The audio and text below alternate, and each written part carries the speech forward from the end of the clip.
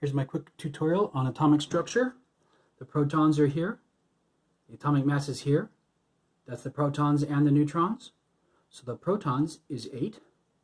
And the neutrons is the rest of 17. You can just subtract and get 9 neutrons. This is kind of memorize it, and I'm going to include this. An element is defined by one thing, the number of protons. If you change the proton number, you've changed the element. Neutrons sometimes change, and electrons come and go all the time. But if it has 9 protons, it's fluorine. Go look at your periodic table and see if you know what I mean. 29 protons is always copper. So with this symbol, I know it's cobalt, CO. I go on my periodic table, I look that up, it's got 27 protons.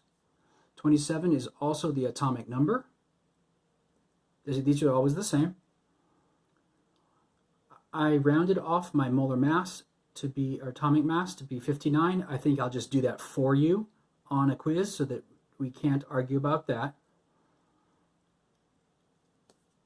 How many neutrons does it have? Well, just like up here, it's the total minus the protons. So it's the atomic mass number minus the protons gives you the neutrons. How did I get the electrons? There are 27 positive things, and the answer is positive 2. The charge is positive 2, and I have 27 positives. That must mean I have 25 negative electrons to make an answer of positive 2. How about number 5? It tells me it's nickel. Okay, I put Ni. I go look it up. It's 28 protons. That's on your periodic table, so the atomic number is 28. I rounded off the molar mass, the atomic mass. I think I'll do that for you. And if that's 59 and the proton number is 28, the rest is the neutrons.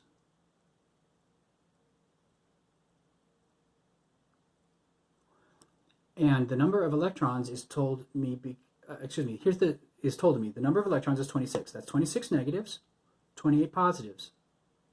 So it must be nickel positive 2.